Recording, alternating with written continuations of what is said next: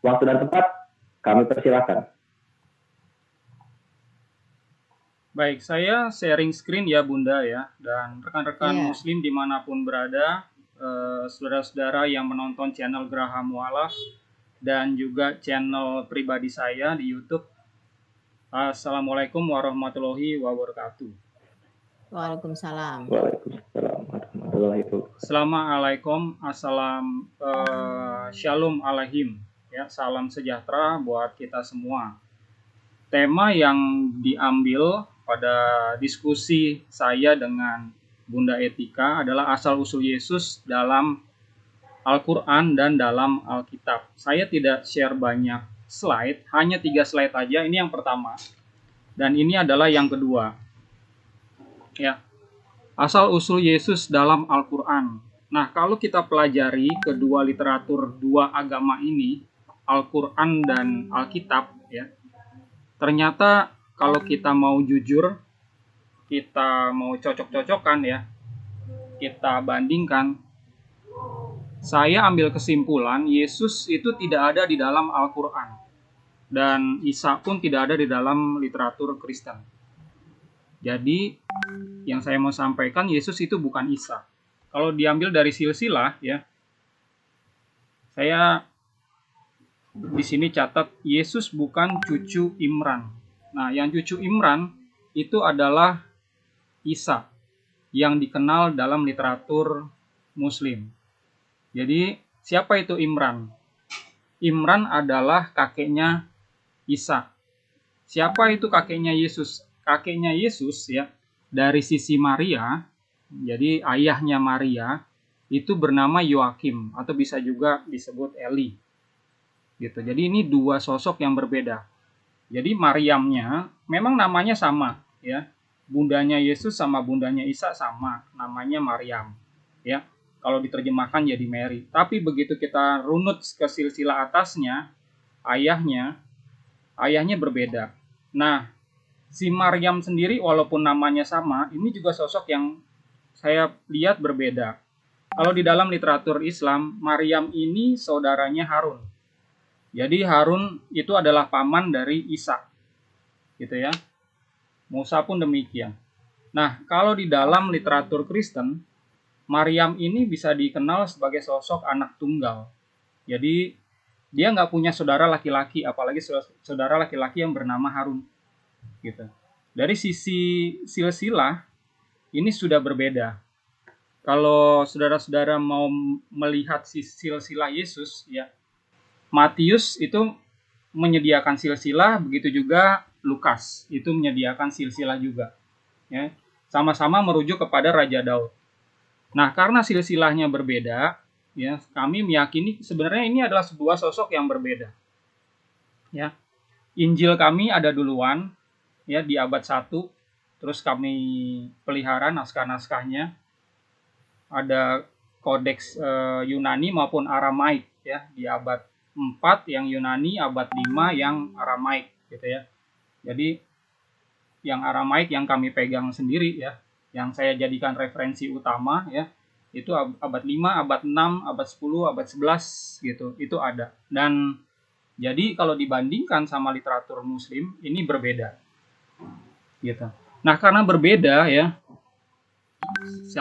asal usul Yesus ini, makanya saya lihat ya, orangnya berbeda, terus saya perhatikan lagi lokasi kelahirannya juga cukup berbeda, pengajarannya berbeda, kematiannya juga berbeda, second return-nya juga berbeda gitu ya, yang menyimpulkan Yesus ini sebenarnya bukan Isa dan Isa bukan Yesus. Lokasi kelahirannya misalnya ya, kalau Isa kan dicatat ya lahir di bawah pohon korma, sementara Yesus itu tidak demikian. Begitu juga pengajarannya. Yesus tidak ada hubungannya dengan Allah ya. Tidak pernah tercatat Tuhan bernama Allah di dalam naskah asli Alkitab. Baik itu Aramaik, Ibrani maupun Yunani. Ya, jadi Yesus tidak pernah mengucapkan nama ini, Yesus juga tidak pernah bersujud menyembahnya, jadinya seperti itu. Sosok Allah itu menurut kami, pandangan kami ya, sosok Allah di dalam literatur Islam ini berbeda. cukup berbeda dengan Allah yang diperkenalkan oleh Yesus. Nah, Yesus memperkenalkan Allah atau Tuhan ini yang sering disebut dengan panggilan Bapa, gitu ya. Makanya ada pengajaran doa Bapa kami, Abuna Besemaya, Yitkada Shema, Teite Malkuta, ini dalam bahasa Aramaik. Gitu. Jadi Allah itu dipanggil Bapa. Nah, Yesus sendiri yang mengajarkan. Nah, pengajaran inilah yang tidak ada di dalam literatur Islam. Karena Isa itu tidak mengajarkan demikian. Begitu juga kematian, Yesus mati di salib, Isa tidak, ya. Second return-nya, kedatangan kedua kalinya pun agak berbeda misinya, ya. Yesus akan datang menjadi King of Kings, bisa dibilang hakim lah, menyatukan semua aliran kekristenan yang jumlahnya ribuan sekarang, ya. Nah, ini saya tidak lihat di dalam misi kedatangan Isa yang ada hubungannya dengan membunuh babi, terus mematahkan salib dan lain sebagainya. Tuh. Sementara asal-usul Yesus dalam Alkitab, ya, saya bagi dua aja. Yesus itu dikenal dengan istilah Barnasa atau anak manusia, dan dikenal juga dengan istilah Bar-Alaha atau anak Allah, anak Tuhan, gitu ya. Nah, saya mulai dari Barnasa yang sebelah kiri sini, ya. Barnasa artinya anak manusia keturunan Raja Daud atau Daud, ya. Itu tertulis di Matius 1:1-16, ya, dan Luka 3:23 sampai 31. Jadi karena di dalam kacamata orang Yahudi ini penting, ya, silsilah ini penting, si Matius dan Lukas ini sama-sama mencatat silsilah. Tapi puji Tuhan silsilahnya ini cukup berbeda sehingga kita bisa melihat rantainya dari sisi yang berbeda. Gitu. Kalau Matius ini menekankan ke sisi raja, ya, karena Yesus itu dianggap putra Daud, ya. Yesus Daud, ya.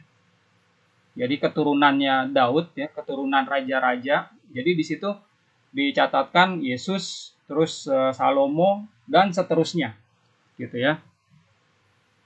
Nah, kalau Luka ini tidak menekankan dari sisi raja, tapi dari sisi keimamatan.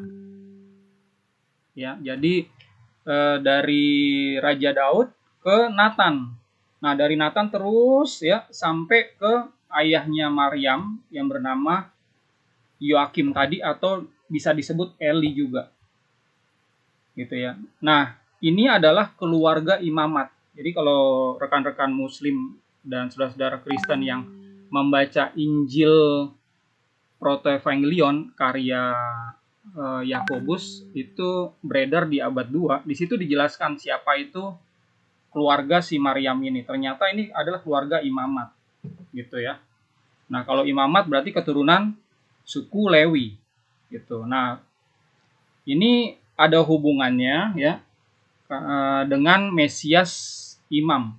Karena orang Yahudi, ya, itu percaya kalau Mesias yang akan datang itu ada hubungannya dengan Mesias Raja dan juga Mesias yang akan memulihkan bait suci, gitu.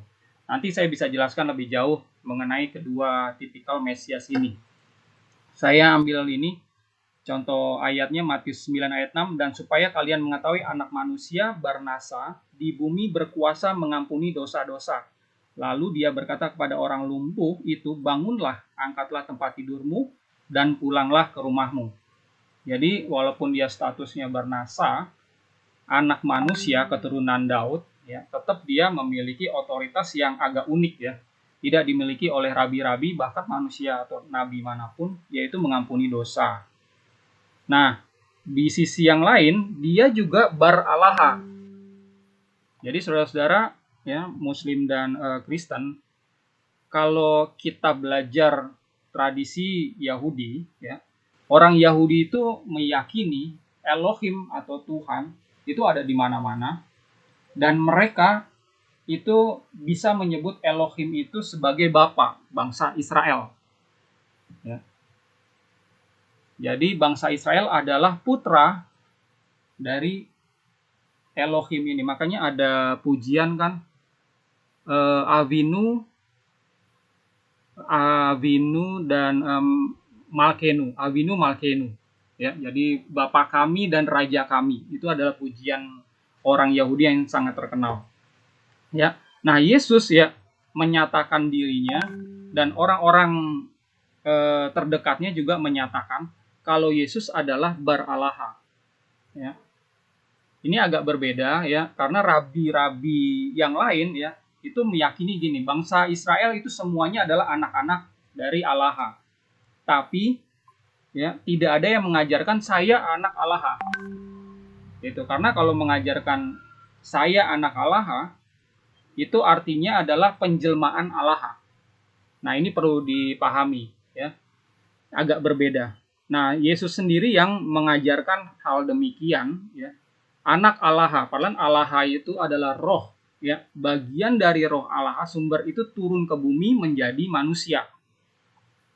Gitu. Matius 26 ayat 63, tetapi Yesus diam, lalu kata imam besar itu kepadanya, aku bersumpah demi Tuhan yang hidup, katakanlah kepada kami apakah engkau adalah sang Mesias Bar-Alaha itu?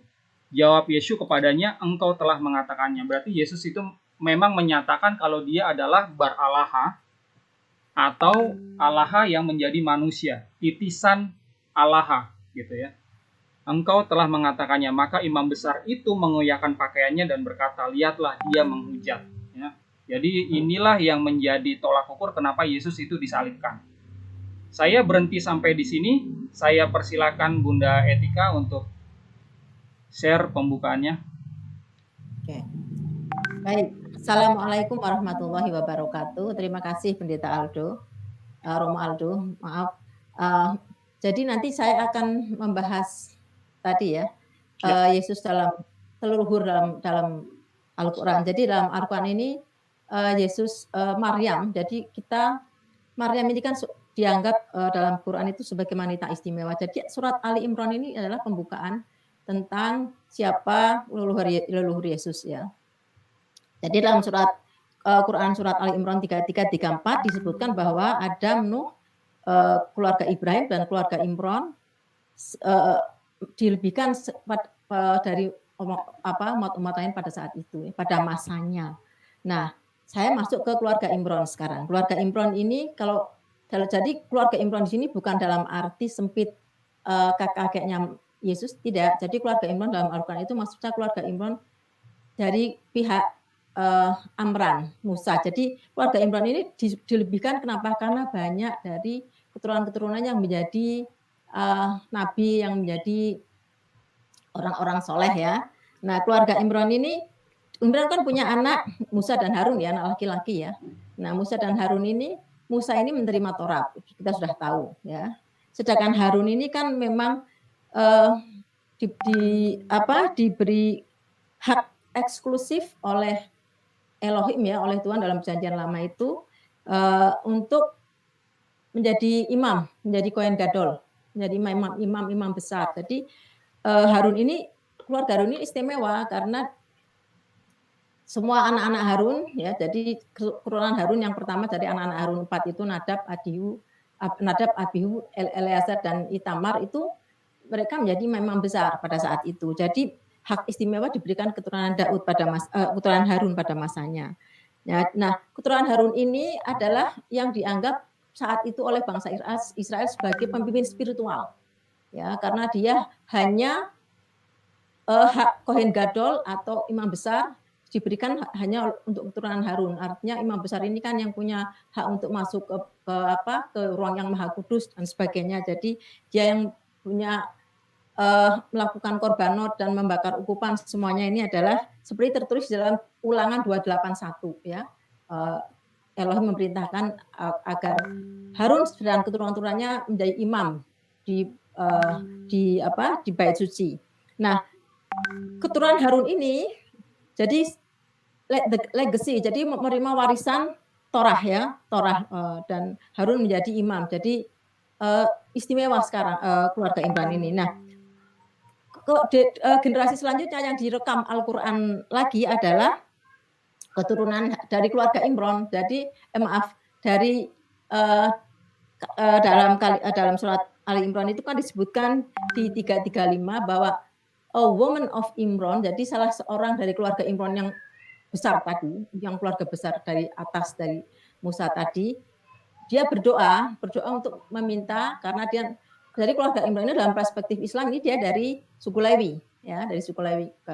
Harun otomatis dari suku Lewi. Nah, keluarga Imran ini salah seorang wanita ini berdoa yang tidak lain adalah Ibunda Maryam, meminta anak dan menazar, kalau anak saya lahir akan saya serahkan ke bait suci, ya kan, untuk berbakti, untuk melayani bait suci. Nah, ternyata yang lahir perempuan Maryam ini, ya. Jadi Maryam ini dalam surat 342 itu disebutkan sebagai wanita yang lebih dari segalanya pada masanya juga. Nah, karena yang keluar perempuan ini, maka dalam konteks perspektif Islam ini, dia kebetulan ayahnya meninggal, ya. Nah, jadi Maryam ini di bawah asuhan Zakaria. Nah, di dalam Quran surat 337 disebutkan Zakaria, yaitu kalau itu dalam Lukas 1 ya, Zakaria kan suami dari Elizabeth, yang juga sepupu Maria, ya, kalau tidak salah, yang dari suku Harun. Nah, sebetulnya Quran juga sangat-sangat jelas di sini bahwa masanya Maryam itu adalah semasa dengan Zakaria. Jadi istilah nanti saudara perempuan Harun itu nanti akan saya jelaskan, itu bukan makna letterlek, tidak tekstual, tidak. Jadi Maryam ini di bawah pengasuhan Zakaria. Nah, Zakaria jadi keturunan Harun. Jadi ada keistimewaan lagi dari keturunan Harun di sini adalah keluarga Maryam dan keluarga Zakaria. Zakaria ini juga punya anak yang nanti menjadi nabi kalau dalam Islam, yaitu Yahya, ya, seperti disebutkan dalam surat Ali Imran 338, 339. Sedangkan Maryam sendiri dia akan memiliki anak yang juga menjadi nabi, yaitu Isa Al-Masih, ya. Dia menjadi nabi. Nah, the legacy of having the Holy Scriptures, ya. Jadi keluarga Ali Imran ini mendapatkan warisan. Jadi karena yang terakhir ini, yang the last legacy adalah dari keluarga Zakaria dan Maryam. Artinya Isa Al-Masih, Yahya menerima juga diajarkan Taurat, bukan menerima tapi diajarkan Taurat. Kemudian Yesus juga mengajarkan hikmat Taurat dan kemudian mendapat Injil, ya, diberi Injil. Jadi kalau dalam perspektif Islam ini, keluarga Imran ini dalam arti keluarga Imran dari keturunan yang paling awal. Jadi tidak dalam arti sempit, ya. Jadi memang tidak disebutkan siapa nama Hana. Hana itu maksudnya ibunya Maryam, ya. Jadi artinya gini, Imran dalam hal ini adalah keturunan dari Amran, ya. Sampai ke Musa, sampai ke Harun, sampai ke yang paling the last legacy, sampai paling terakhir diberikan kepercayaan adalah dari Isa menerima Injil dan Yahya menerima Taurat. Dan mereka itu dari keturunan Harun kalau dalam Islam, ya. Karena itu disebut dengan sister of Aaron, nanti akan saya sebutkan. Nah, ini sekilas. Jadi Yesus itu dalam Islam itu adalah Ibnu Maryam, Isa Ibnu Maryam. Dia hanya putra Maryam, tetapi tidak ada silsilah, karena dalam tradisi Semit itu silsilah hanya diambil dari garis ibu, bukan dari garis ayah. Jadi hanya Isa Ibnu Maryam, tidak sebutkan silsilah ke atas. Dan Al-Quran memang lebih padat, ya, hanya 1/6 dari Alkitab, jadi hanya memuat hal-hal penting. Itu sekilas tentang silsilah Yesus, ya. Jadi Isa Ibnu Maryam, cuma Maryam itu dari keluarga mana sudah saya sebutkan. Nah, sekarang boleh saya bertanya untuk yang diterangkan Pak Pendeta Romo. Jadi sebetulnya kalau Isa bukan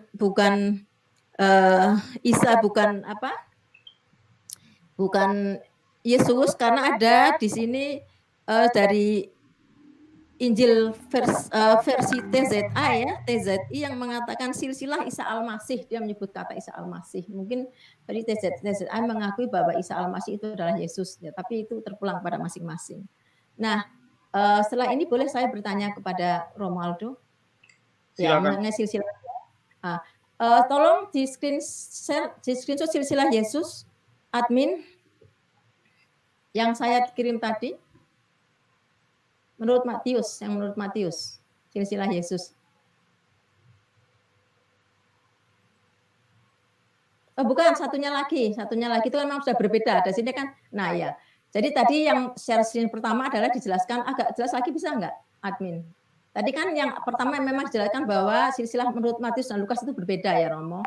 Karena Romo tadi melihat pas dari imamat, dari sisi imamat, kemudian dari sisi Yehuda. Nah, saya akan membahas silsilah menurut Matius ya. Baik. Jadi silsilah Yesus menurut Matius ini sebenarnya diambil dari 1 Tawarik 1 sampai 3 silsilah ini ya, yang kalau Matius sudah dari Abraham. Tapi dalam silsilah Matius ini dia menghilangkan 4 generasi. Jadi generasi pertama yang dihilangkan adalah generasi dari Raja Ahazia, Yehoas, dan Amaziah. Kemudian satu generasi lagi dihilangkan, yaitu Raja Yoyakim. Ya, nah, dan Daud kan membagi Matius membagi menjadi 14 silsilah ya, jadi 14 dari generasi Abraham ke Daud ke dan sebagainya sampai ke Babel dan Babel sampai ke Yesus Kristus ya. Jadi 14 ini kan sebetulnya angka gematria nama David ya, Dalet, Waw, Dalet ya, jumlahnya 14. Jadi angka gematria ini dianggap keramat bagi Matius sehingga dia membuat dengan 14 kali 3 sets of 14. Nah, masalahnya yang menjadi pertanyaan, dengan menghilangkan 3 generasi dan 4 generasi ini, berarti apa yang harus dikatakan Matius dengan sumbernya? Karena Matius kan mengambil dari 1 Tawarik 1 sampai 3 ya. Dan yang raja-raja itu dari Daud sampai ke Jekonia. Itu jadi berbeda. Nah, misalnya nih, Matius 1:11 ya. Matius 1:11 dikatakan begini. Yosia memperanakkan Yekonya dan saudara-saudaranya pada waktu pembuangan ke Babel. Yosia adalah ayah dari Yekonya dan saudara-saudaranya pada masa pembuangan ke Babel, dan Yosia memperanakkan Yekonya dan adik-beradik pada masa dibuang ke Babel. Ya, ini menurut Matius 1:11. Tapi kalau kita melihat ke sumbernya di Tawarikh, itu tidak begitu, karena sebetulnya Yosia itu tidak mengalami pembuangan di Babel. Jadi Yosia ini dalam Tawarikh disebutkan sebagai raja yang baik ya. Anak dia itu Yoyakim ya, bukan Yoyahin tapi Yoyakim. Jadi generasi dihilangkan Yoyakim ini, sebetulnya Yoyakim ini ayah dari Jekonia, Yoyakhin ya. Jadi Yoyakhin dan Yoyakim ini sebenarnya Yoyakim anaknya Yoyakhin. Nah, berdasarkan 2 Tawarikh 3:4 ini dijelaskan di sini, Yosia berumur 8 tahun pada waktu ia menjadi raja dan 30 tahun lamanya ia memerintah di Yerusalem. Ini nanti bisa dicek ya, 2 Tawarikh 3:4 ya. 3:4:1 ya. Kemudian ia melakukan apa yang benar di mata Tuhan dan hidup seperti Daud, bapa leluhurnya, dan tidak menyimpang ke kanan atau ke kiri. Nah, karena dia raja yang baik, maka dia tidak melihat malapetaka di Babel. Kemudian di 2 Tawarikh 3:4-27, oleh karena engkau sudah menyesal dan engkau merendahkan diri di hadapan Allah pada waktu engkau mendengar firman-Nya terhadap tempat ini dan terhadap penduduknya, oleh karena engkau merendahkan diri di hadapanku, mengoyakkan pakaianmu dan menangis di hadapanku, aku pun telah mendengarnya, demikianlah firman Tuhan, maka sesungguhnya aku akan mengumpulkan engkau kepada nenek moyangmu dan engkau akan dikembalikan ke dalam kuburmu dengan damai, dan matamu tidak akan melihat segala malapetaka yang akan kudatangkan atas tempat ini dan atas penduduknya. Malapetaka itu adalah penyerangan Raja Nebukadnezar kepada kerajaan Yehuda yang pada waktu itu besar-besaran, yang diserang besar-besaran pada masa kerajaan Yoyakhin atau Yekonya ya. Yoyakhin dengan Yoyakim itu beda, atau Konya. Nah, ini pertanyaan pertama. Jadi dengan adanya menghilangkan generasi ini, jadi Matius harus memutar cerita yang mestinya ada di Tawarikh 1:3-5, dia harus merubah karena generasi ini hilang, jadi tidak boleh diceritakan karena sudah dihilangkan. Kemudian yang kedua itu Yekonya bukan anak Yosia, tetapi anak Yoyakim. Jadi disebutkan kan di Matius 1:11, Yosia memperanakkan Yoyakin. Padahal bukan, Yoyakin itu adalah cucu dari Yekonya, dari Yosia, karena Yosia punya anak Yoyakim, punya anak 4 ya, yang kedua Yoyakim memperanakkan Yoyakin atau Yekonya. Jadi bedanya cuma Kim dan Khin ya, Khin jadi Het Nun ya. Kalau Kim itu Kof dan Mem. Itu beda namanya di belakangnya saja. Nah, jadi perbedaan kuat dengan di Tawarikh tadi, Yoyakim, Yosia anaknya bukan Yoyahin tapi Yoyakim. Dan perbedaan yang ketiga adalah Yekonya alias Yoyahin itu tidak lahir di Babel. Kan disebutkan yang lahir di Babel, tapi Yekonya itu lahir di Yerusalem, tapi dia dibawa ke Babel. Nah, buktinya di Tawarikh, di 2 Tawarikh 9:10 ya. Yoyakhin atau Konyah sama ya, berumur 18 tahun pada waktu ia menjadi raja dan 3 bulan 10 hari lamanya ia memerintah di Yerusalem. Ia melakukan apa yang jahat di mata Tuhan. Pada pergantian tahun Raja Nebukadnezar menyuruh membawa dia ke Babel beserta perkakas yang indah dari rumah Tuhan dan Zedekia saudara ayah Yoyakin menjadi raja atas Yehuda dan Yerusalem. Nah, jadi dengan mengubah 3 generasi dihilangkan dan Yoyakim menjadi 4 generasi dihilangkan, otomatis cerita yang ada di 1 Tawarikh 3 dan 5 itu harus dirombak. Dan dengan perombakan ini kan berakibat pada beda antara kisah yang ada di dalam sejarah yang ada di dalam Tawarikh 1, 3, 5 dengan yang ada di Matius. Nah, terus pertanyaan saya kedua, jadi pertanyaan saya pertama begini. Kira-kira mana yang salah, yang menurut Matius atau yang menurut 1 Tawarikh 3 sampai 5 ya. Kemudian pertanyaan yang kedua ini bisa ditayangkan yang itu Yeremia 29:30. Yeremia. Nah, agak jelas. Nah, dalam silsilah Yesus menurut Matius ya, menurut Matius itu kan dijelaskan bahwa ada satu raja di situ, leluhur Yesus yang bernama Jekoniah atau nama lainnya adalah Yoyakhin tadi atau Konyah ya. Nah, dalam hal ini kan Yesus sebagai keturunan menurut Matius kan dia akan menjadi keturunan dari Raja Yehuda dan dia dari Bani Yehuda kan.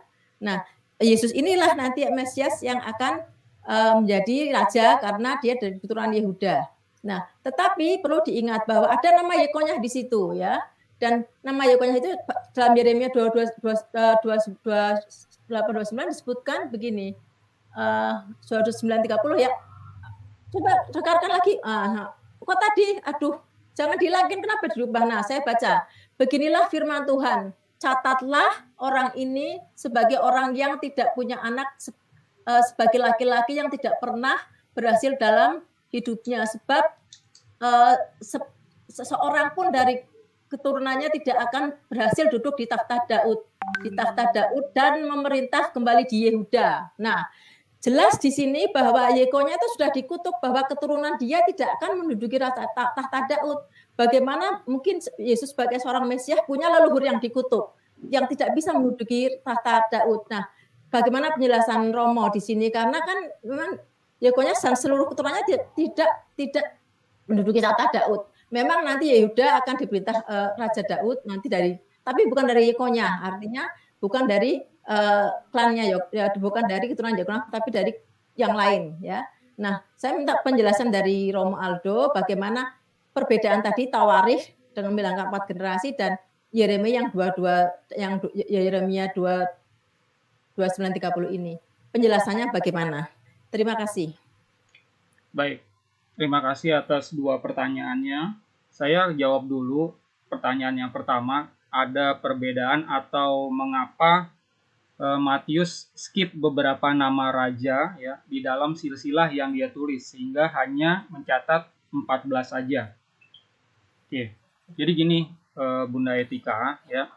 Kalau kita perhatikan naskah yang ditulis sama Matius itu adalah naskah berbahasa Aramaik ya.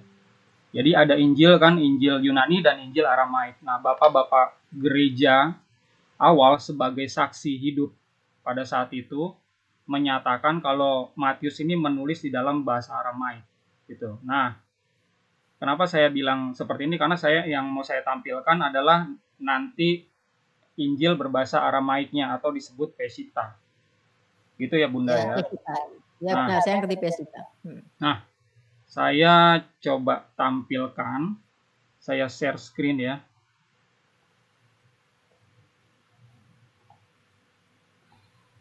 Saya nggak tahu kalau pertanyaannya akan arahnya ke sini ya, jadi saya... Karena silsilah, saya tanya ke silsilah juga kan gitu. Ya, oke. Nah, ini saya sempat diskusi sama saudara-saudara Yahudi yang menyatakan hal ini. Ini ada jawaban yang saya sudah siapkan ke mereka dan saya juga share ke Bunda karena pertanyaannya sama. Nah, secara gramatikal ya, apa yang ditulis sama Marmatai atau Matius ini itu tidak salah. Dan secara sejarah pun ya tidak salah juga. Tapi memang ya perlu diperhatikan kalau memang faktanya ada yang di-skip. Jadi perhatikan kalau kata yang dipakai sama si Matius ya, dalam bahasa Inggrisnya itu kan begat ya. Yoram, begat, Usia gitu. Nah, Ya. begat di dalam bahasa Aramaiknya itu aulet ya. Begat bir. Itu artinya menurunkan. Ya, menurunkan.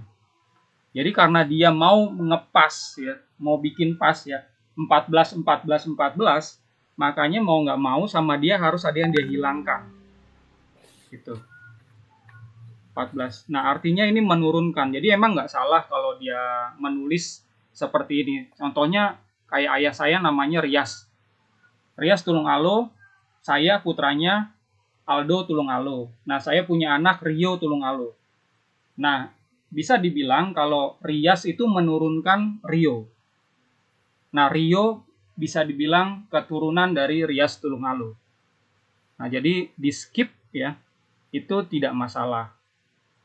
Namun demikian gini ya, kalau ada yang bilang Matius ini sengaja skip ya, karena ingin mencocokkan 14, karena 14 itu secara gamatria, perhitungan huruf-huruf Ibraninya ya, itu sama seperti perhitungan gamatria Raja Daud gitu kan ya.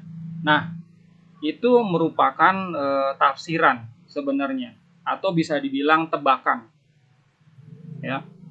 Tidak bisa disalahkan karena memang itu suatu misteri. Kenapa si Matius ini skip ini ya? Kenapa dia mencocokkan supaya 14 gitu? Kenapa 14 diambil?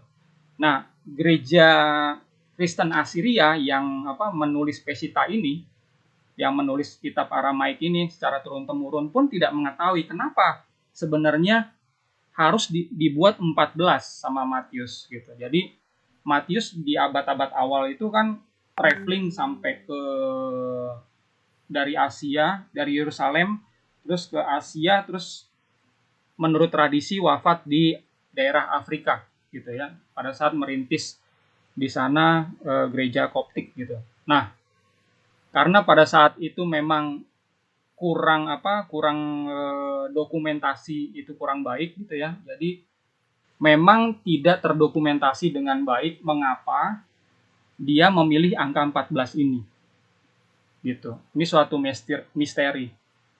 Jadi kembali lagi, mana yang salah? Sebenarnya sama-sama benar. Apa yang ditulis di Tawarik sama ditulis sama Matius. Hanya masalahnya si Matius ini skip gitu. Gitu ya. Dia pakai kata aulet ini. Oke, pertanyaan yang kedua dari Bunda mengenai kenapa kok ada silsilah, ada orang di dalam silsilahnya Yesus dari Raja Daud itu dikutuk sama Tuhan. Bahkan bukan dia aja, tapi keturunannya juga dikutuk. Ya, lalu mengapa bisa disimpulkan Yesus itu adalah tetap Mesias, gitu. Walaupun kutukan itu ada. Nah, untuk menjawab ini saya share. Ini dia. Jadi gini, ya, ada jadi pada saat Yesus itu lahir di abad 1, terus dia ngajar. Nah, pada saat dia ngajar ini hasilnya adalah orang Yahudi pada saat itu terbelah dua. Ada yang menerima dia sebagai Mesias, ada juga yang menolaknya. Gitu ya. Nah, yang menerima dia ini adalah orang-orang Yahudi memang yang sudah tahu Injil Matius yang diberitakan sama si Matius ini. Jadi Injil Matius ini memang sengaja ditulis sama Marmatai untuk orang-orang Yahudi dan didistribusikan ke mereka. Jadi ini termasuk kitab pertama yang dibaca di abad 1 gitu ya. Isinya adalah silsilah. Nah, Matius sendiri menulis Matius 1 ayat 1 ya, tulisannya adalah ini adalah kitab silsilah gitu. Nah, setelah dibaca orang Yahudi itu terpecah dua, ada yang percaya sama Yesus, ada yang enggak gitu ya. Nah, yang enggak ini itu mengalami tercerai-berai karena peperangan dengan Romawi. Romawi yang pertama tahun 70 kalah. Lalu pada saat mereka punya Bar Kokhba sebagai Mesias pun ya, abad kedua 132 135 pecah perang, yang dipimpin Bar Kokhba Mesiasnya mereka ini kalah juga gitu. Sehingga mereka tercerai-berai ya. Ada yang ke US, ada yang ke Eropa. Nah, di abad 20 itu muncullah gerakan atau orang-orang Yahudi yang tadinya nggak percaya jadi percaya lagi gitu. Padahal apa? Padahal mereka ini membaca kitab apa yang dibaca sama orang-orang Yahudi sendiri, ya, yaitu kitab Masoretik. Nah, orang-orang ini ya menerima pengajaran Yesus itu dimulai dari gerakan Jews for Jesus. Ya, ini jadi gerakan di abad 20 ya. Ya, saya tahu itu. Nah, Jews for Jesus ini ya berkembang akhirnya jadi ada sekte baru di dalam Yahudi. Ya, namanya Messianic Judaism. Nah, orang-orang Messianic Judaism ini juga tahu ya apa yang tertulis dalam kitab Tanakh mereka, termasuk ayat ini. Yeremia 22 ayat 30. Nah, apa sih jawaban mereka? Ternyata jawaban mereka ya ini dia. Ada 3 bagian di dalam kutukan terhadap Yekoniah ini. Yang pertama adalah that he would be childish, that he would not prosper in his lifetime, that none of his descendants would rule in Judah. Nah, saya jelaskan lagi di sini. Menurut penjelasan mereka, the scripture shows that in fact none of this took place. Jadi ternyata kalau kita pelajari lebih jauh, nggak ada kutukan itu yang jadi kenyataan ya. Penjelasannya adalah di 1 Chronicles 3 ayat 17-18 ya. Though the Hebrew literally reads record this man childish, Yekoniah in fact had children. Di sini ditulis the descendant of Jehoiakim, the captive Shealtiel his son, ya, Malkiram, Pedaiah, Setnazar, Zekamiah, Osama, and Nedabiah. Jadi memang ada ternyata anaknya. Lalu dia ternyata prosper, ya, dia juga diberkati gitu ya. In the 37 year of the exile Joachim king of Judah, in the year of evil Merodach become king of Babylon, he released Joachim from prison in the 27th day of 12th month. He spoke kindly to him and give him a seat of king in those other kings gitu ya. Ada di 2 Raja-Raja 25, 27, 28. Lalu ya, his grandson Zerubbabel prosper and rule. Jadi ada keturunannya yang berkuasa juga, namanya Zerubbabel.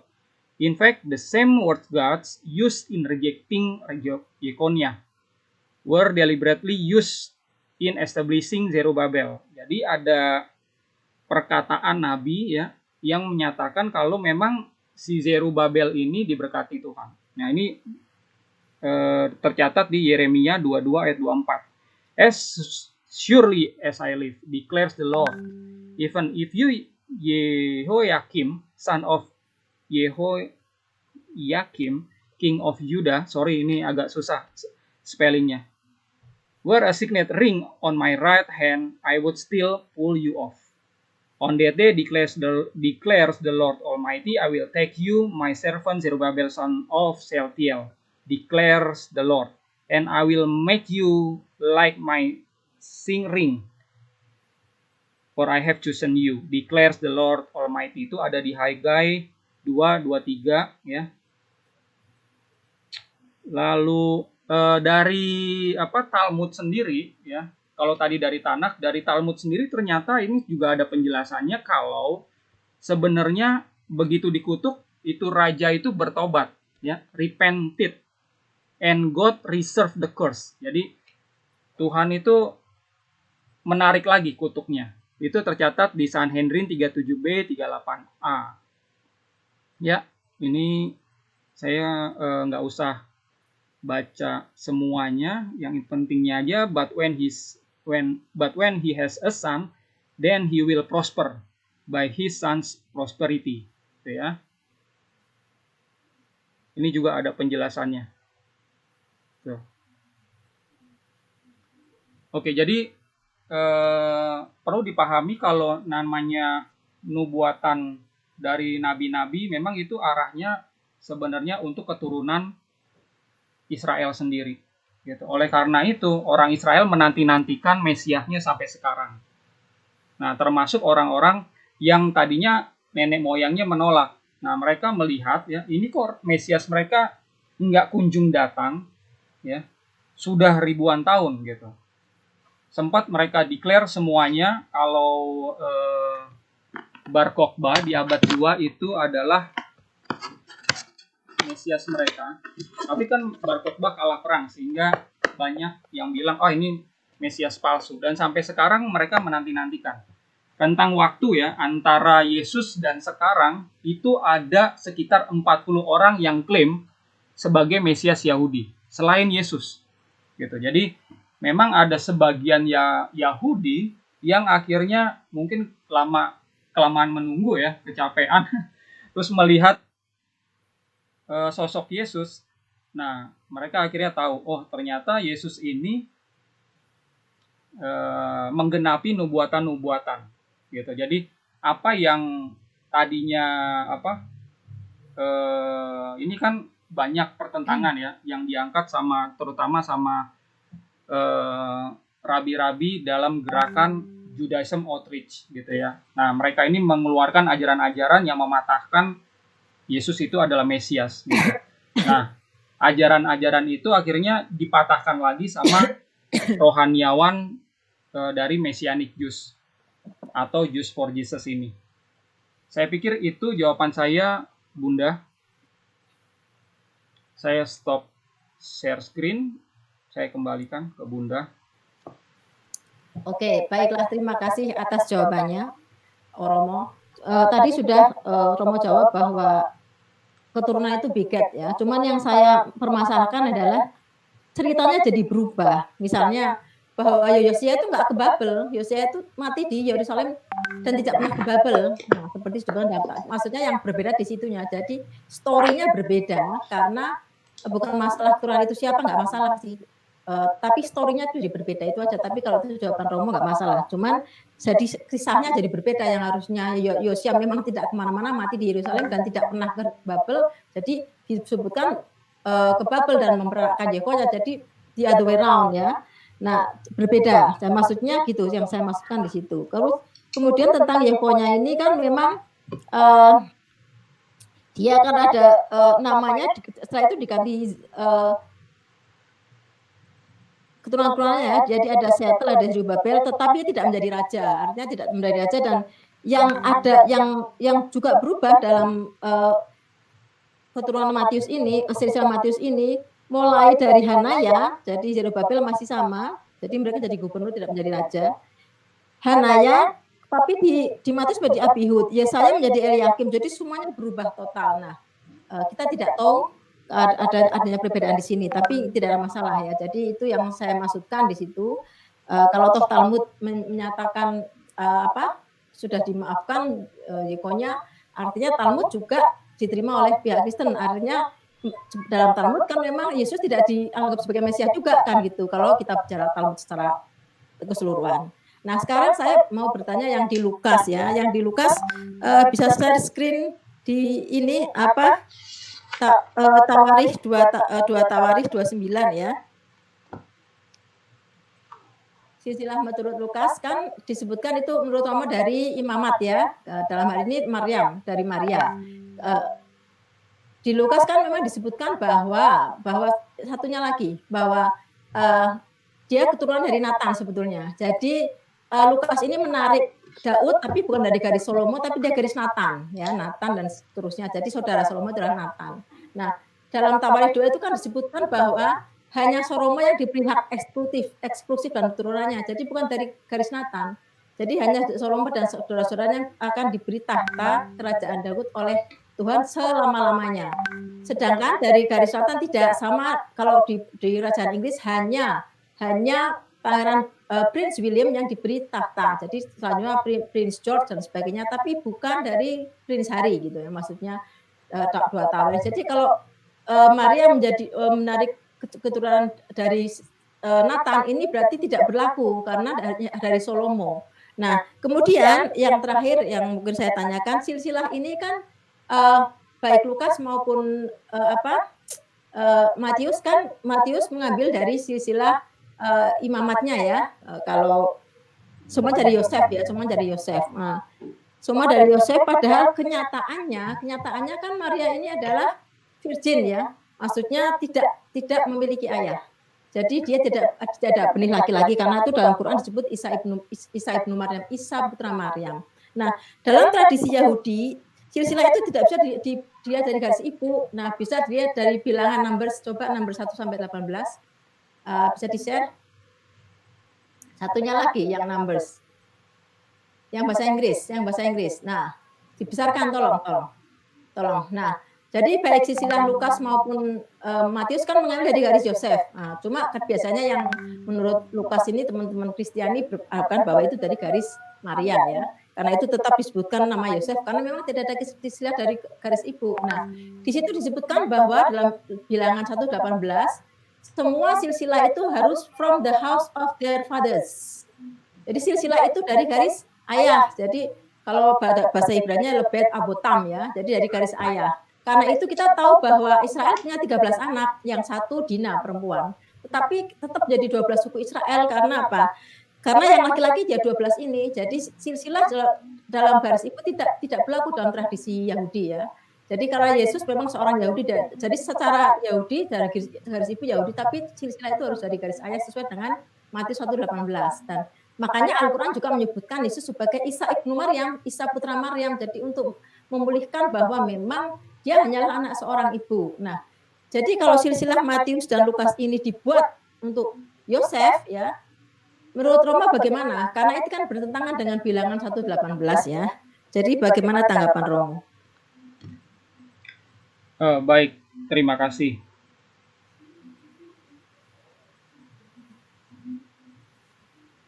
Saya jawab dulu pertanyaan Bunda yang pertama ya.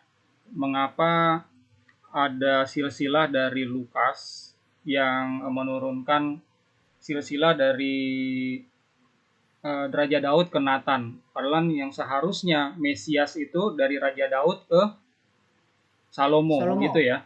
Nah, perlu dipahami kalau sosok Mesias yang dinantikan sama bangsa Yahudi itu ada 2. Ya, Mesias raja dari suku Yehuda dan juga Mesias yang imam. Nah, ayat yang Ibu tampilkan atau Ibu sudah bacakan tadi itu berkenaan sama Mesias raja. Memang harusnya silsilahnya itu dari Raja Daud ke Salomo terus-terus gitu ya. Tapi untuk Mesias imam itu beda lagi. Nah, saya coba bacakan ya nubuatan tentang adanya sosok Mesias yang datangnya ini dari keluarga imam gitu. Ini agak aneh gitu ya bagi kalangan Yahudi karena yang namanya raja ya raja gitu ya. Mesias itu banyak berpikir orang Yahudi ya raja gitu. Nah, kalau imam ya imam gitu kan. Kalau raja itu adalah suku Yehuda, imam itu adalah suku Lewi gitu. Nah, ada tradisi yang melarang mereka itu campur sebenarnya kawin silang gitu antara suku ya atau Israel sama bangsa lain itu kan nggak boleh. Nah, tapi ada nubuatannya seperti ini saya bacain ya. Mazmur 110 1-7. Mazmur Daud. Demikianlah firman Yahweh kepada Tuanku, duduklah di sebelah kananku sampai kubuat musuhmu menjadi tumpuan kakimu. Tongkat kekuatanmu akan diulurkan Yahweh dari Sion. Sion adalah Yerusalem ya. Berarti ini bicara tentang raja-raja Yehuda. Memerintahlah di antara musuhmu ya. Pada hari tentaramu bangsamu merelakan diri untuk maju dan berhiasan kekudusan. Dari kandungan fajar tampil bagimu keremajaan seperti embun. Yahweh telah bersumpah, ia tidak akan menyesal. engkau adalah imam untuk selama-lamanya menurut Melkisedek. Ya, Yahweh ada di sebelah kananmu, ia meremukkan raja-raja pada hari murkanya, ia menghukum bangsa-bangsa dan sekian-sekian. Gitu ya. Jadi di sini ada nubuatan kalau sosok Mesias juga ada hubungannya dengan keimamatan. Oleh karena itu, makanya penting si Lukas ini mencatat ada silsilah yang berbeda dari Matius. Harus ada yang menggenapi dari nubuatan ini gitu, nubuatan imamat. Nah, si Maryam sendiri kan anak dari si Elia atau Yoakim ya, yang merupakan imam di bait suci. Jadi memang darahnya Lewi dan darahnya istilahnya Lewi dan Daud itu, Yehuda itu jadi satu di dalam sosok Yeshua gitu. Ibu kalau baca ini ya, sejarah mengapa kaum Eseni ya. Kaum Eseni ini adalah keturunan Imam Zadokit ya. Nah, di abad-abad sebelum Yesus hadir, mereka itu mengasingkan diri ke Qumran.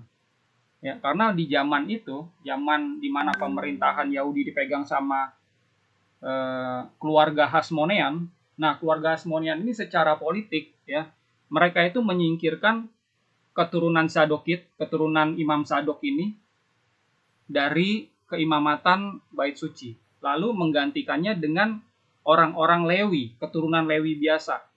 Nah, keturunan Lewi itu kemudian menjadi sekte yang disebut sekte Saduki. Gitu. Jadi orang Lewi itu tetap ya di Yerusalem, sementara orang Eseni itu ke Qumran. Mereka menyalin kitab-kitab ya yang kemudian ditemukan bernama Dead Sea Scroll. Gitu. Nah, mereka ini berdoa dan berpuasa, bahkan banyak yang selibat untuk apa? Untuk menantikan Mesias yang akan memulihkan bait suci. Gitu. Jadi memang ada hubungannya. Pada saat Yesus lahir, ini adalah Mesias raja dan juga Mesias imam. Kalau ibu baca di kitab Ibrani ya, bentar saya ambilin ininya ya, ayatnya. Di situ dijelaskan gini. Ibrani 4 ayat 14. Karena kita sekarang mempunyai imam besar agung yang telah melintasi semua langit, yaitu Yeshua anak Allah, baiklah kita teguh berpegang pada pengakuan iman kita. Jadi memang orang Yahudi ya, kalau mereka detail tahu tentang Mesias, memang mereka tahu kalau Mesias ini ada dua. Gitu. Jadi selain raja juga imam. Nah, Yesus menggenapi keduanya, gitu ya. Nah, saya coba menjawab pertanyaan ibu yang kedua ya. Di bilangan 1 tadi kan silsilah itu kan dari keturunan ayah gitu ya. Nah, Yesus itu kan nggak punya ayah jasmani gitu. Jadi bagaimana gitu? Bagaimana dia bisa dibilang sosok keluarga Daud ya? Sementara dia nggak punya ayah jasmani gitu. Nah, konteksnya di bilangan ini itu memang secara umum ya. Kalau ayah saya raja, berarti saya raja, gitu ya. Kalau mami saya orang manapun ya, orang biasa gitu, Yehuda gitu. Ayah saya Yehuda juga, saya adalah Yehuda. Saya adalah suku raja-raja, gitu ya. Nah, kalau Yesus ini emang konteksnya berbeda, ya. Dia tidak memiliki ayah jasmani. Namun demikian secara umum orang Yahudi di zaman itu mengakui kalau Yesus adalah keluarga Daud. Kalau Yesus adalah keturunan Daud. Makanya seringkali kita baca di Injil ya. Contohnya orang buta gitu ya. Pada saat Yesus lewat, dia memanggil Yeshu bar Daud. Yeshu bar Daud. Gitu. Jadi memang pada umumnya orang tuh tahu kalau Yesus ini adalah keturunan Daud. Gitu. Jadi si Marmatai ini memang menulis kalau ini adalah suatu yang unik gitu. Yesus ini agak berbeda dari yang lain sehingga dia memang bisa dibilang juga masuk ke dalam keluarga Daud gitu. Semoga itu bisa menjawab pertanyaan Ibu yang kedua. Silakan Ibu. Ya, terima kasih jawabannya. Baik Pak Romo. Romo begini, saya kebetulan soal Mesias ini kan menurut Romo Yesus artinya dia sebagai imam dan sebagai raja. Ya, sebetulnya ini sama saja dengan Mesias yang menurut perspektif Yudaisme. Karena kebetulan saya ini sudah belajar Yudaisme dengan Rabbi Tovia sehingga cukup lama ya, 3 tahun lebih ya. Jadi saya memahami Yudaisme seperti apa. Jadi kalau Mesias dalam perspektif Yudaisme itu disebut dalam Yesaya 11 ya. Suatu tunas akan keluar dari tunggul Isai dan taruk yang akan tumbuh dari pangkalnya akan berbuah. Jadi Mesias dalam kacamata Yudaisme sama, dia adalah seorang raja dan seorang Mesias ya, yang nanti akan datang pada akhir zaman. Dan dia adalah Nezer. Jadi dia adalah sesuatu yang akan tumbuh dari pangkal Isai. Jadi dia keturunan, artinya keturunan benih dari Isai. Kalau dalam perspektif Yahudi, Yudaisme ya itu hak mereka juga untuk percaya bahwa dia adalah Nezer yang memang tumbuh langsung dari pohonnya Isai. Isai itu ayah Daud. Jadi bukan yang dicangkokkan. Maksudnya kalau Yesus kan memang nggak punya benih ayah ya. Jadi dia ada secara hukum dia punya ayah. Jadi seolah ini dia dicangkokkan. Jadi dalam perspektif Yudaisme itu asli Mesias itu adalah dari tunggul Isai, dari benih Isai, dari benih Daud sendiri. Jadi dalam arti ada bloodline ya, ada darah di situ. Kemudian tadi kalau mengenai Mazmur 110 sebetulnya itu Daud membuat lagu untuk songs untuk suku Lewi ya. Jadi maksudnya duduklah di sebelah kananku. Maksudnya begini, Elohim itu hendak menolong Daud. Jadi Daud itu sudah santai-santai aja, ibaratnya duduk sebelah kananku. Dia yang akan membantu menyelesaikan musuh-musuhnya itu kalau menurut pelajaran Rabi seperti itu. Nah itu yang saya maksudkan. Jadi dalam bilangan 1:18 tetap menurut saya, menurut kacamata Yudaisme juga dalam arti bloodline, garis darah ya. Jadi memang Mesias sama. Mesias dalam Yudaisme juga dia sebagai sebagai raja dan sebagai Mesias sama, hanya memang konteksnya berbeda. Konteks mereka kan tanda-tandanya pada saat Mesias datang semua damai, tidak ada pertengkaran, semua satu diri dipimpin oleh satu Mesias dan raja ini dalam Yesaya 11 ya. Jadi itu yang saya komentar. Kemudian makanya dari itu Lukas membuat tetap dari Yosef tidak menggunakan Maria ya, tetap Yosef dan Yosef. Itu yang saya maksudkan di situ. Kemudian saya akan menjelaskan tentang ini yang tentang ke tempat di mana Yesus lahir kan. Kalau dalam perspektif Kristen kan bahwa Yesus adalah lahir di Bethlehem, betul ya? Gitu ya Ramo ya? Iya. Ya. Nah, kemudian yang saya mau tanyakan adalah begini. Sama Matius dan Lukas yang mencatat kelahiran Yesus ini. Masing-masing ke Bethlehem, hanya begini berbeda. Kalau Matius, Maria dan Yusuf memang berasal dari Bethlehem, kemudian melahirkan Yesus di rumah, kemudian dibawa ke Mesir karena waktu itu raja akan membunuh ya orang-orang yang tidak berdosa, termasuk bayi-bayi yang tidak berdosa ini. Ini dibuktikan pada Matius 2:1, Yesus dilahirkan di Bethlehem di tanah Yudea, maka masuklah mereka ke dalam rumah itu dan melihat anak itu bersama Maria ibunya dan sujud menyembah dia. Setelah orang-orang Majus itu berangkat, nampaklah malaikat Tuhan kepada Yusuf dalam mimpi dan berkata, bangunlah, ambillah anak itu serta ibunya, bawalah ke Mesir, larilah ke Mesir dan tinggallah di sana sampai aku berfirman kepadamu. Nah, akhirnya sampai dia tarik kembali pulang. Bangunlah, ambillah anak itu serta ibunya dan berangkatlah ke tanah Israel karena mereka berhak yang hendak membunuh anak itu sudah mati. Lalu Yusuf pun bangunlah, diambilnya anak itu serta ibunya dan pergi ke tanah Israel. Nah, tetapi setelah didengarnya bahwa Arkelus menjadi raja di Yudea menggantikan Herodes, ayahnya, ia takut ke sana karena dinasihati dalam mimpi, pergilah Yusuf ke daerah Galilea. Jadi karena tidak berani pulang ke Bethlehem, dia pergi ke Galilea. Dan di kota itu bernama Nazaret. Nah, jadi kalau menurut Matius, Yesus asli Bethlehem, tidak lahir di lampion tapi dari rumah, dan dia bawa ke Mesir sampai beberapa tahun baru pulang. Nah, kalau versinya Lukas ini berbeda. Yesus berasal dari Nazaret, kemudian ke Bethlehem dilahirkan, kemudian dia tidak pergi ke Mesir. Ya, karena disebutkan dalam Lukas 1 dalam bulan yang ke-6 Allah menyuruh malaikat Gabriel pergi ke sebuah kota kecil di Galilea bernama Nazaret. Nah, kemudian di Lukas 2 demikian Yusuf pergi ke kota Nazaret di Galilea ke Yudea dan kota Daud yang bernama Bethlehem karena ia berasal dari keluarga dan keturunan Daud supaya didaftarkan bersama-sama dengan Maria tunangannya yang sedang mengandung ya. Kemudian dan ia melahirkan seorang laki-laki anaknya yang sulung lalu dibungkusnya dengan lampin dan dibaringkannya di dalam palungan karena tidak ada tempat bagi mereka di rumah penginapan. Jadi mereka menginap karena berasal dari Nazaret. Beda dengan Matius yang di rumah ya. Dan setelah selesai semua yang harus dilakukan menurut hukum Torah, hukum Tuhan, kembalilah mereka ke kota kediamannya yaitu kota Nazaret di Galilea. Anak itu bertambah besar dan menjadi kuat. Jadi waktu selesai dia harus mempersembahkan burung tekuk dan lainnya, dia langsung pulang ke Nazaret. Dia tidak pernah ada di Mesir. Nah, menurut Romo bagaimana? Mana yang salah menurut Lukas atau menurut Matius tentang cerita kelahiran di sini? Silakan. Ya, terima kasih Bunda.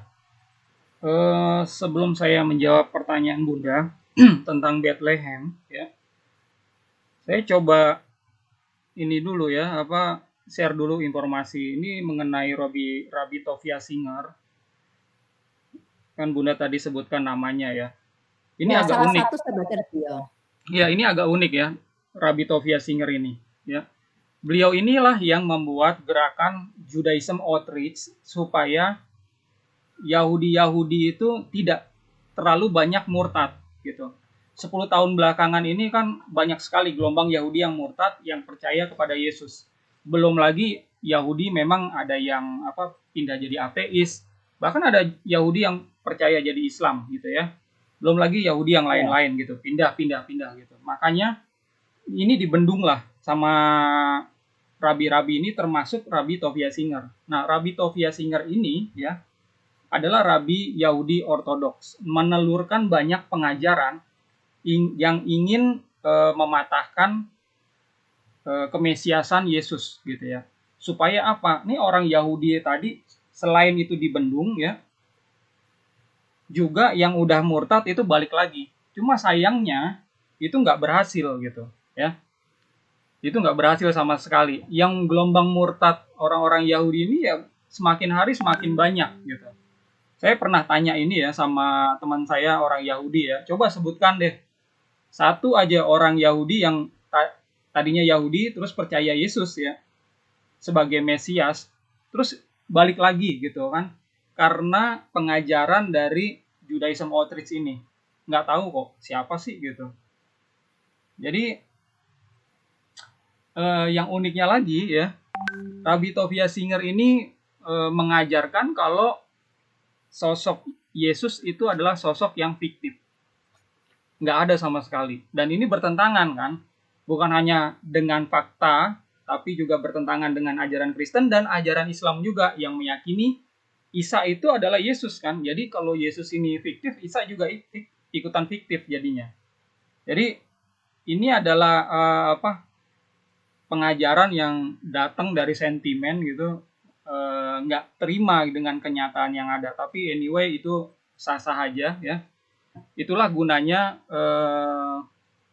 kita bisa belajar bagaimana orang-orang Yahudi Mesianik Yahudi yang percaya sama Yesus itu mengcounter ajaran dari Judaism Outreach ini gitu ya. Terus saya mau sampaikan lagi tentang Yesaya 11 ayat 1 tadi yang disinggung ya. Yesus di situ memang keturunan ya dari Isai ya. Kata yang diambil yang ditulis itu adalah Netzer, disitulah kata akar kata dari Nasraya atau Nasrani. Jadi memang lagi-lagi orang Yahudi begitu ngelihat ini ya, mereka meyakini gitu. Saya bacain aja satu ayat di Matius 26 ayat 69. Matius 26 ayat 69, coba bentar ya.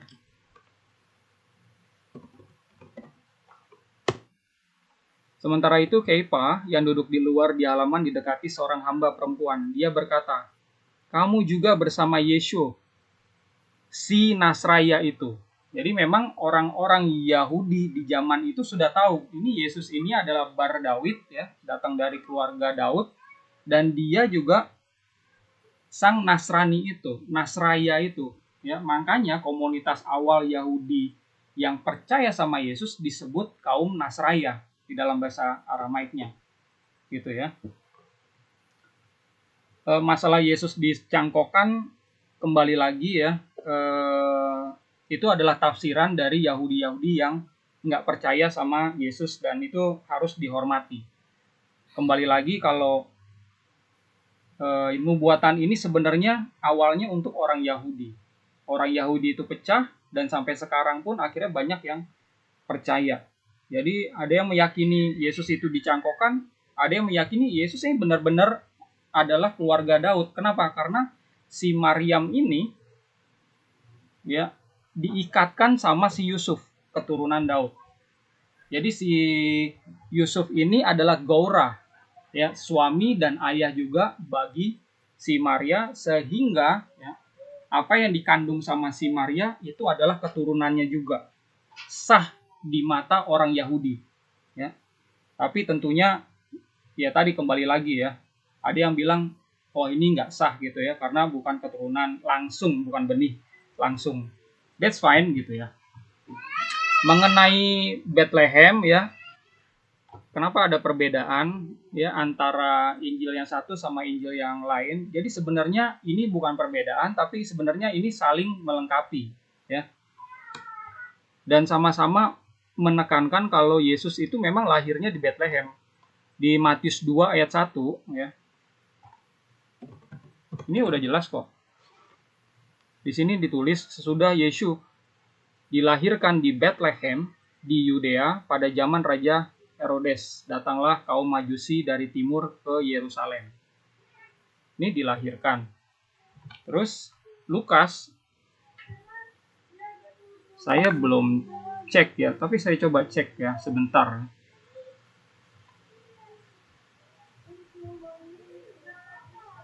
Bethlehem, Lukas. Iya, demikian juga Yusuf pergi ke kota Nazaret di Galilea ke Yudea, ke kota Daud yang bernama Nazaret.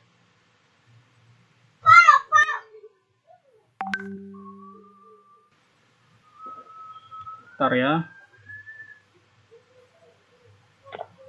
10 detik. Supaya didaftarkan bersama dengan Maria tunangannya yang sedang mengandung. Ketika mereka di situ, tibalah waktunya mereka untuk bersalin. Jadi di Lukas 2, 4, 5, 6, 7 ya, dinyatakan Yesus itu lahir di Bethlehem juga. Terima kasih untuk statement terakhir dari Romualdo, karena sayang sekali waktu yang diberikan sudah digunakan semuanya dengan maksimal, dan diharapkan pesan-pesan wawasan-wawasan yang diberikan oleh Romualdo selama 40 menit ke belakang tadi dapat diserap dengan baik oleh para penyimak, para pecinta, penonton setia Geraha Mu'alaf. Oke, siap.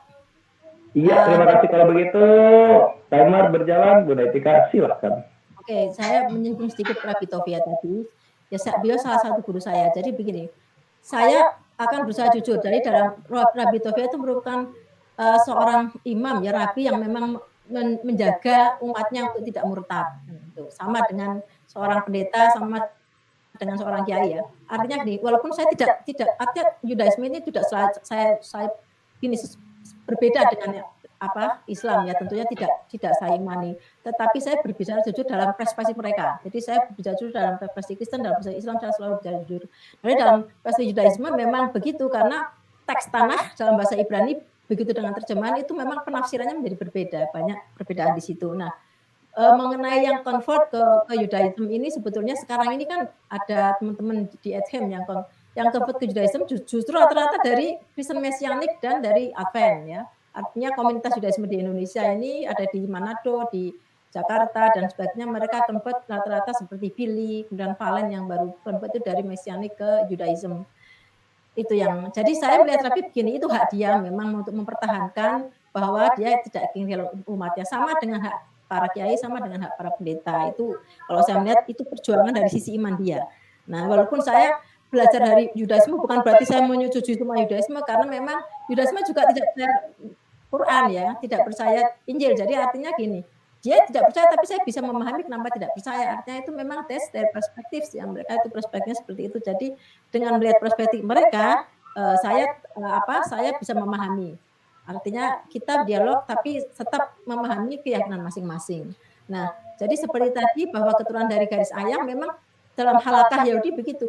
Seperti Moses ya, Musa itu walaupun dipelihara Firaun dia tetap Musa gitu, tetap dari suku Lewi. Jadi jadi seorang Yahudi itu akan sangat mentaati Torahnya. Jadi bahwa dalam Torah itu disebutkan bilangan 1 sampai 18 kesukuan harus dari garis ayah, karena misalnya suku Lewi ini, suku Harun dia harus menjadi imam. Kohen Gadol kan memang harus laki-laki. Jadi garis ayah ini yang akan menurunkan kesukuan. Dari garis ibu tidak bisa karena memang seorang ibu tidak bisa menurunkan. Ini dalam perspektif mereka. Jadi kalau mereka mengatakan Mesias Yesus itu tidak bisa dibuat itulah, ya memang dalam perspektif mereka begitu. Sama dengan perspektif Al-Quran, Isa ibnu Maryam disebut Isa anak Maryam. Al-Quran selalu menyebutkan Isa anak Maryam karena memang tidak ada ayah. Jadi Arab dengan Judaisme sama bahwa silsilah itu tidak bisa dari garis ibu, makanya disebut cukup dia anak seorang ibu, ya.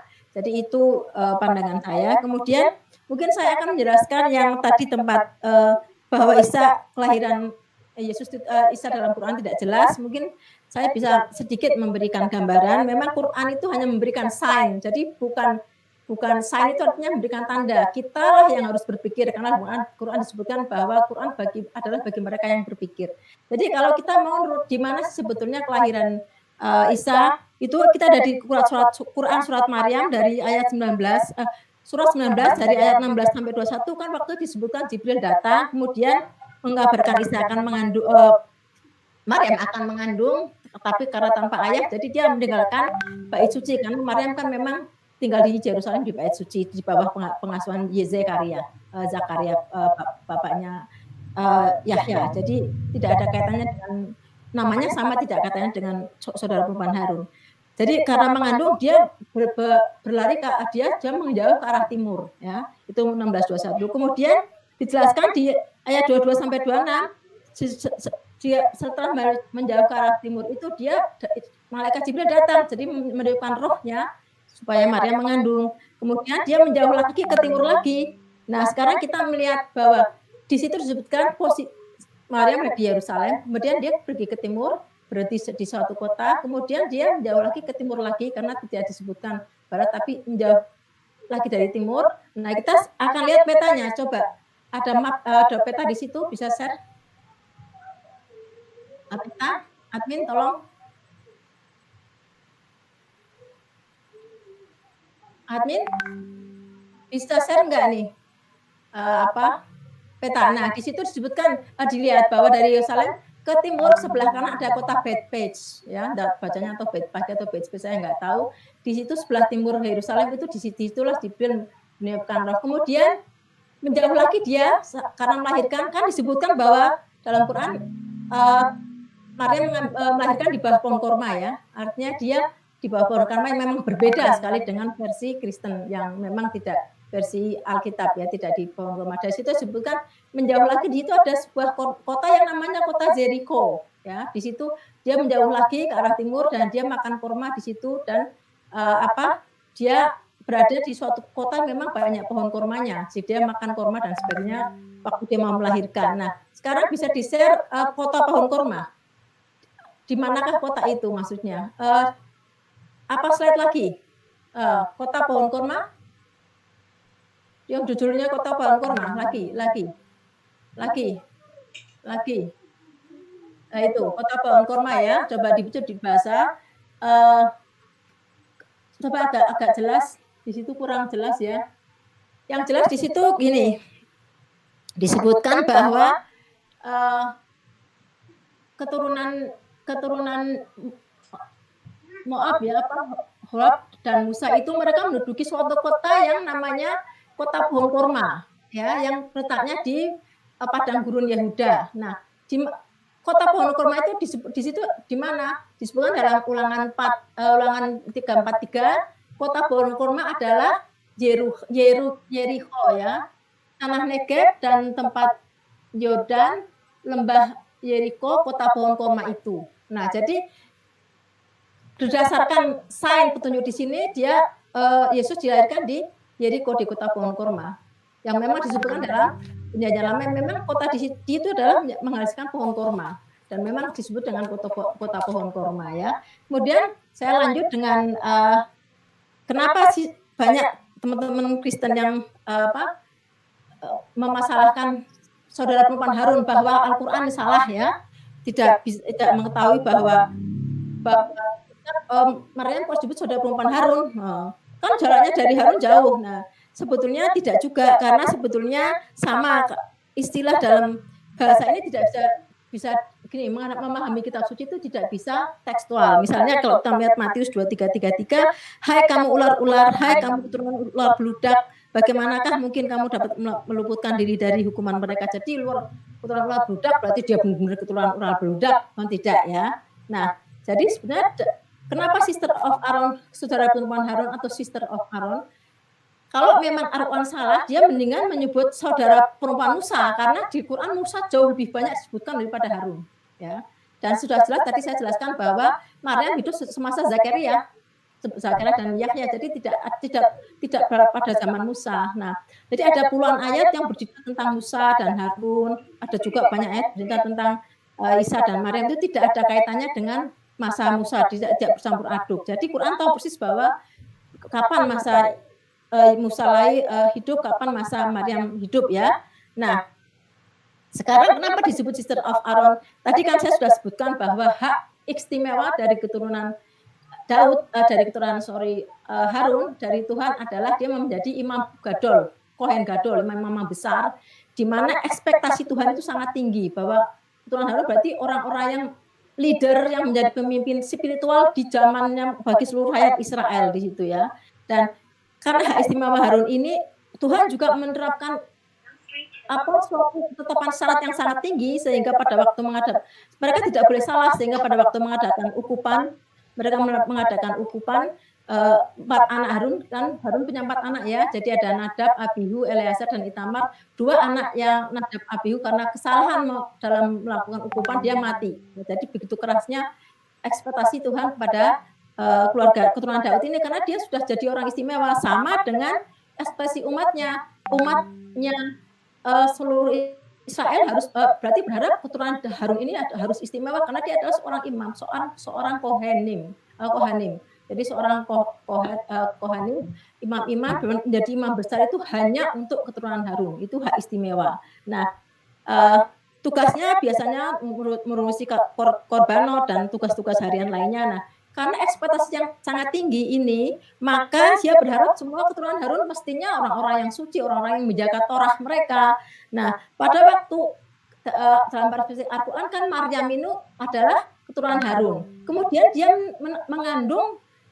mengandung di luar, dalam bayangan mereka kan nggak ada suaminya kok mengandung. Jadi disebut dengan sister of Aaron, maksudnya gini, kamu ini kan keturunan Harun yang begitu dianggap sakral, umat yang sangat nomor 1, yang dianggap sangat suci. Kenapa kok hamil di luar nikah gitu loh, maksudnya.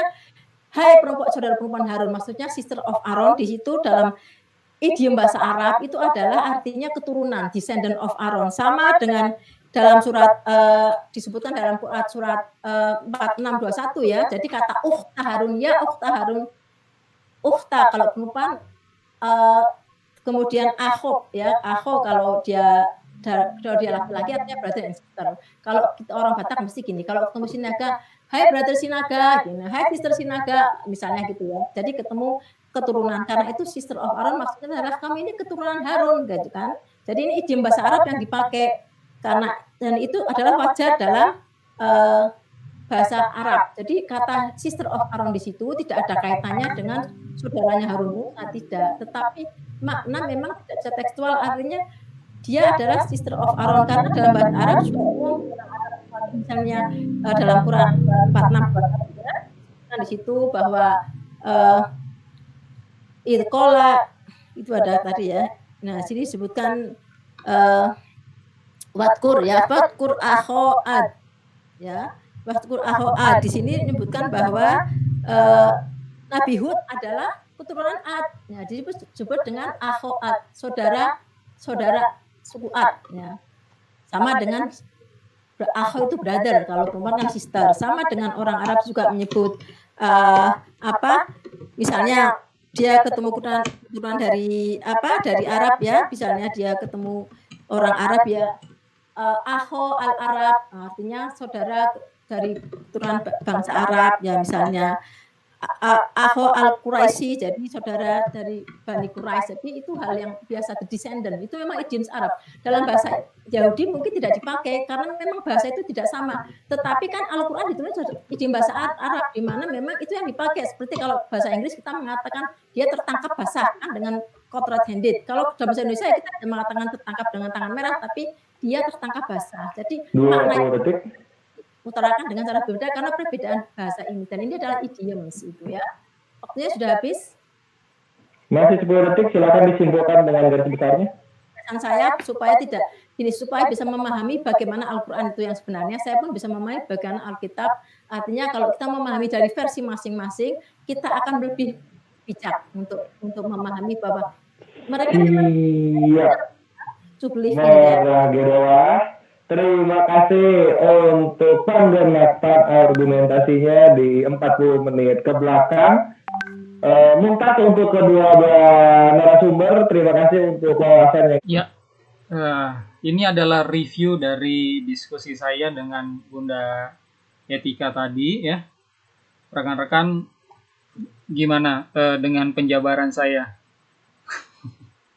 Ini saya terus terang baru tahu loh, kalau saya ini nanti di sini tadi berhadapan dengan Bunda Etika nih, baru pertama kali saya bertemu dengan beliau.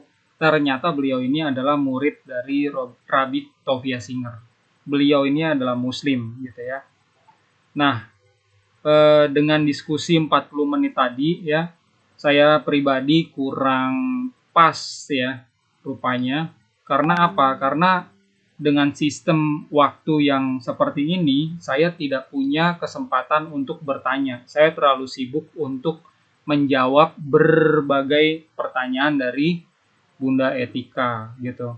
Terus terang, ini adalah pertama kalinya saya berdiskusi dengan cara seperti ini. Tadi sebelum diskusi, saya dikasih tahu ini ada sistem waktu yang baru gitu. Dan saya pikir oke-oke aja, tapi begitu saya jalani, saya review, waduh, ini kalau main bola ya, saya diserang terus gitu ya, saya defense aja ya. Dan ya semoga saudara-saudara bisa mendapatkan hal-hal positif ya dari apa yang saya sudah jelaskan dan dari Bunda Etika. Jadi saya lihat Bunda Etika ini seorang muslimah yang baik dalam menjelaskan juga ya. Jadi ada beberapa poin yang bisa saya ambil dan itu pelajaran yang baru juga buat saya gitu ya.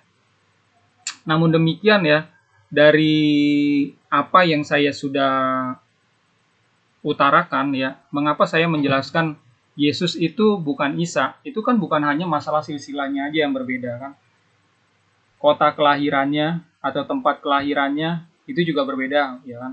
Nah, silsilah dan kota kelahiran itu juga sudah dijelaskan ya dari perspektif pandangan Ibu Etika, Muslim itu seperti apa, dan memang ya beliau berusaha untuk menyamakan. Gitu. Terus yang lain-lain belum dibahas oleh beliau. Tapi ya pasti ujung-ujungnya Muslim manapun akan berusaha untuk menyamakan Yesus dengan Isa, akan menyamakan Allah mereka dengan Allah yang dipanggil Bapa oleh Yesus gitu. Nah, kalau kita mau jujur ya saudara-saudara, literatur Islam dan literatur Kristen ini kalau dipadani ternyata ada perbedaan antara Isa dan Yesus.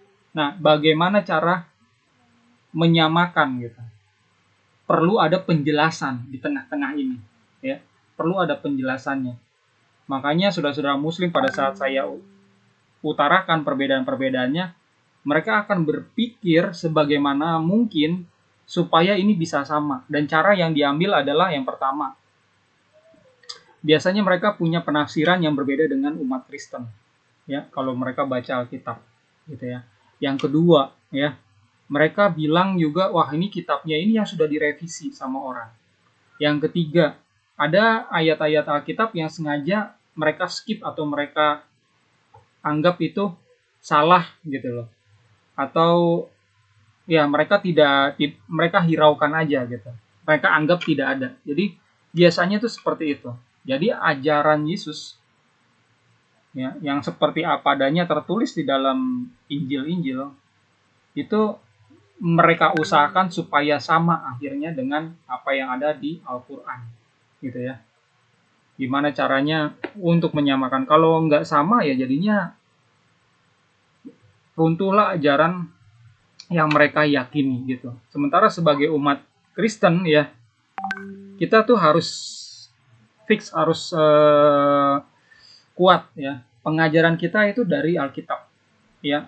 Dan Alkitab ditambah kitab-kitab apokrifa, tulisan Bapak Gereja itu melengkapi iman kita gitu. Jadi kita nggak perlu memakai kitab-kitab lain. Kita nggak perlu seperti umat Islam yang mencoba mengutak-ngatik ayat-ayat di dalam kitab agama kita gitu. Kita nggak perlu utak-atik ayat-ayat yang ada di Al-Quran atau di hadis. Biarin apa adanya seperti itu.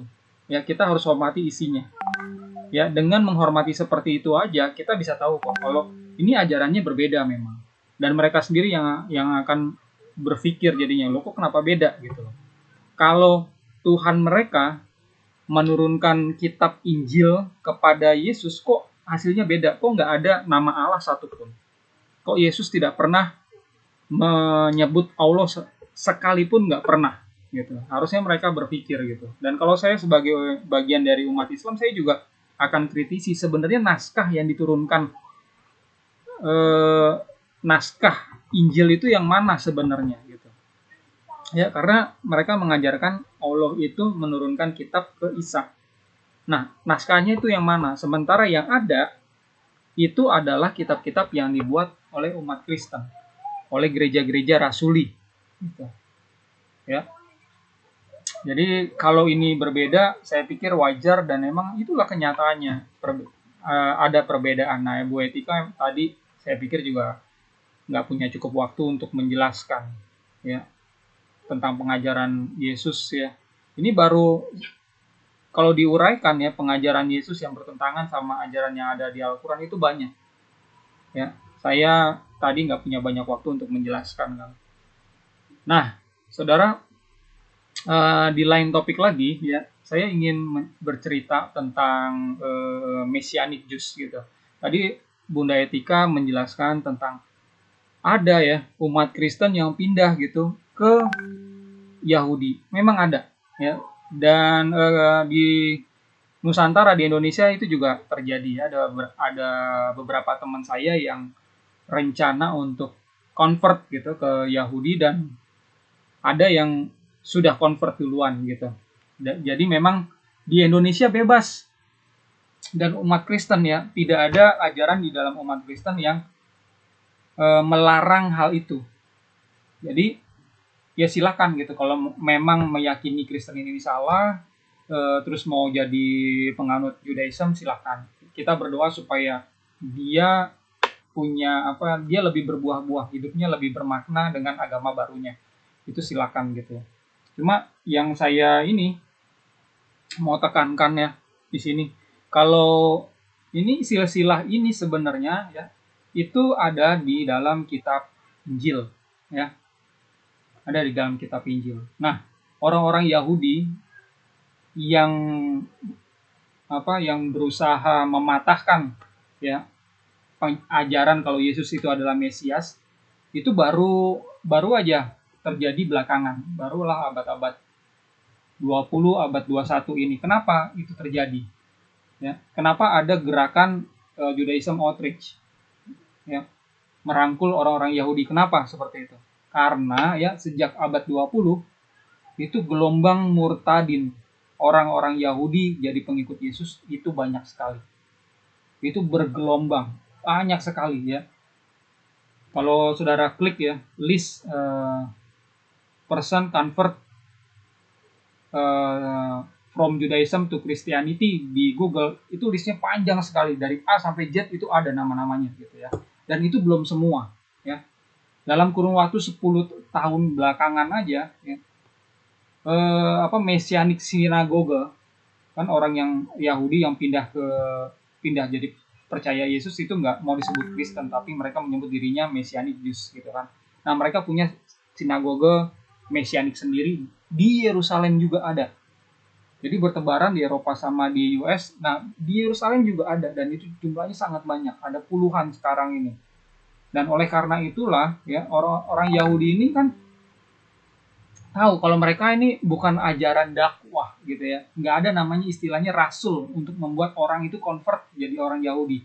Mereka ini melestarikan agama Yahudi dengan cara apa? Ya, melestarikannya di dalam keluarga-keluarga, anak diajarin, cucunya diajarin gitu. Nanti beranak cucu ya terus aja Judaism, seperti itu aja gitu.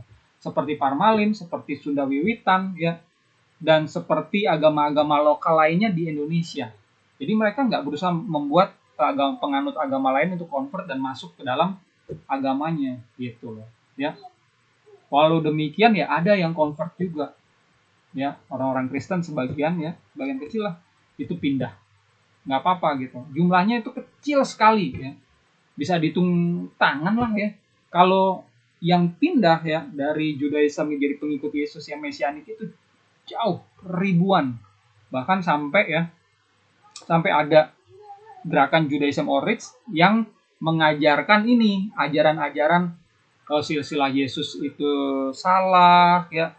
Ada yang mengajarkan, bahkan tadi saya udah bilang ya, kalau Rabbi Tovia Singer itu mengajarkan kalau Yesus itu fiktif gitu loh ya.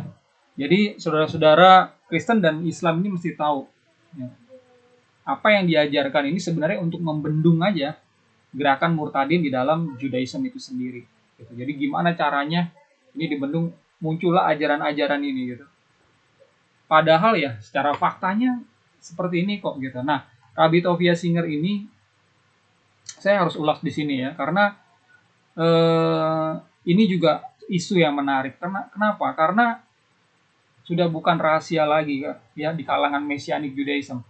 Rabi-rabi Messianic Judaism itu mau berdebat dengan dia. Tapi sampai sekarang tidak ada jawaban dari Tovia Singer. Jadi dia hanya mau mengajar satu arah atau berdebat dengan rohaniawan Kristen yang nggak ngerti